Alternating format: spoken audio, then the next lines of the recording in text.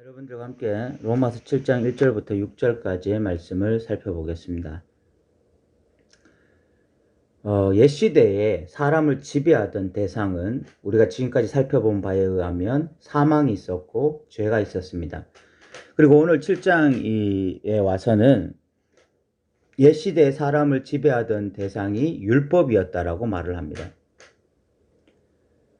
율법이 또한 사람을 지배했는데 이 율법 아래 있을 때에 사람들은 결국은 이 죄를 극복하지 못합니다. 죄의 한계를 뛰어넘지 못해요. 그 이야기를 하면서 새 시대에 우리는 예수님 안에서 온전한 열매를 맺을 수 있다. 그 이야기가 7장 1절부터 6절까지의 이야기입니다. 먼저 7장 1절부터 6절까지 1절을 살펴보면 형제들아 내가 법 아래 있는 자들에게 말하노니 너희는 그 법이 사람이 살 동안만 그를 주관하는 줄 알지 못하느냐. 어떤 법이 있을 때 그 법이 그 사람에게 계속 적용될 때는 그 사람이 살아있을 때지 죽었을 때는 더 이상 그 사람에게 그 사람을 주관하지 못한다.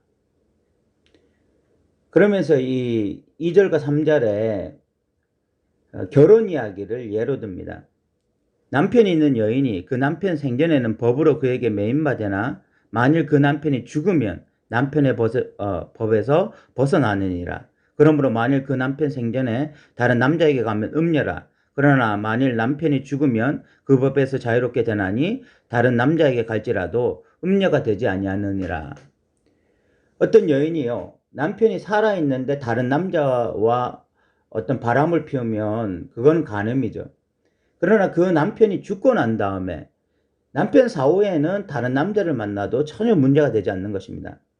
이와 마찬가지로 우리가 이 인간이 율법의 지배 아래 있었는데 율법과 결혼한 상태였는데 율법과 이 작별을 하려면 이제 새로운 예수님이 오신 새로운 시대가 되었고 이것을 통해서 이제 율법과 완전히 작별하고 새로운 시대에 맞는 사람이 되려면 우리가 죽어야 된다는 것입니다. 죽어야 율법과의 관계가 끝이 난다는 거예요. 그래야 새로운 예수 그리스도와 만날 수 있다는 것입니다. 그래서 4절에 그러므로 내 형제들아 너희도 그리스도의 몸으로 말미암아 율법에 대해서 죽임을 당했다. 율법과 작별을 율법 안에서 내가 죽어야 새로운 예수 그리스도를 만날 수 있는데 오늘 4절에 보니까 그리스도의 몸으로 말미암아 율법에 대해서 죽임을 당했다. 이 말이 무슨 말인가 하면 예수와 함께 십자가에 못 박혔다는 것입니다. 예수가 십자가에 달릴 때 너희도 죽었다는 것입니다. 이것을 통해서 너희가 율법에서 완전히 자유로워졌다.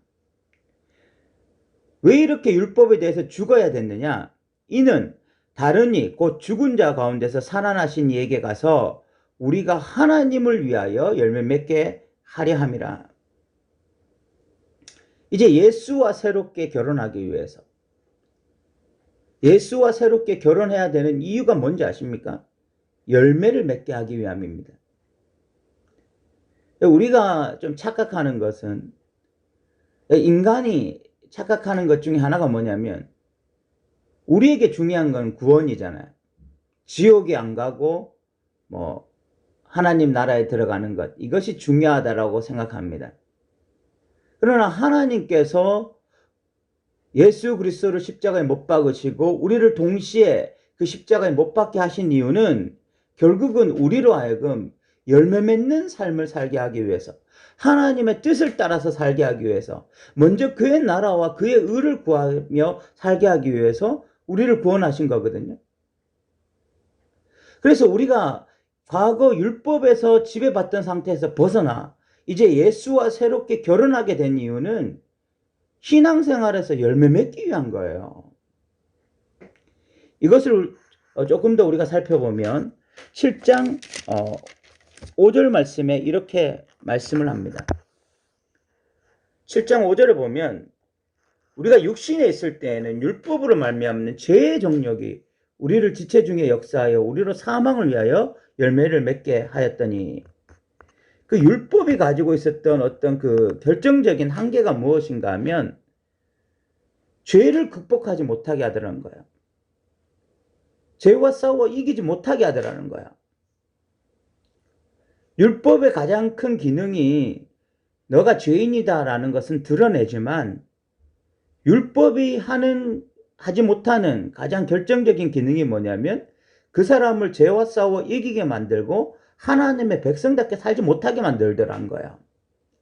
그런데 새로운 시대에 우리가 이제 예수와 결혼하게 되니까 열매 맺게 되어지고 6절에 배우니까 이제는 우리가 얽매였던 것에 대하여 죽었으므로 율법에서 벗어났나니 이러므로 우리가 영의 새로운 것으로 섬길 것이요 율법 정원에 묵은 것으로 아니할지니라.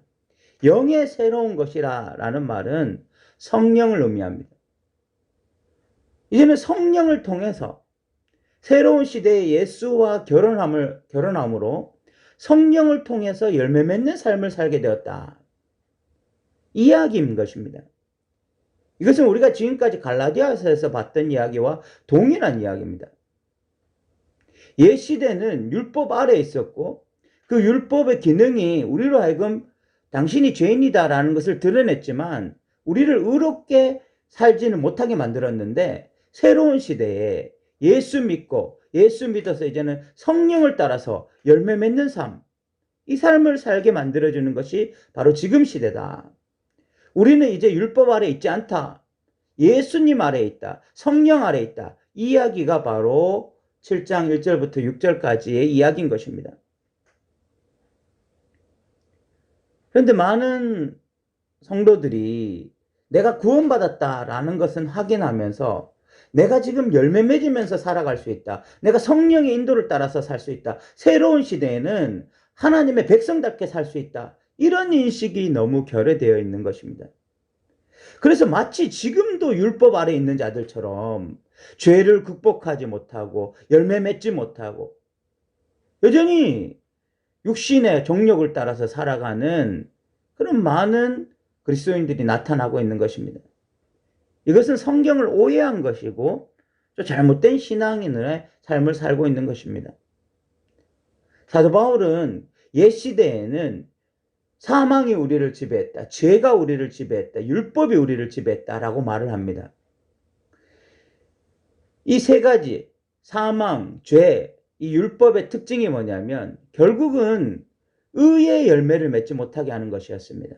하나님의 뜻대로 살지 못하게 하는 것이었습니다.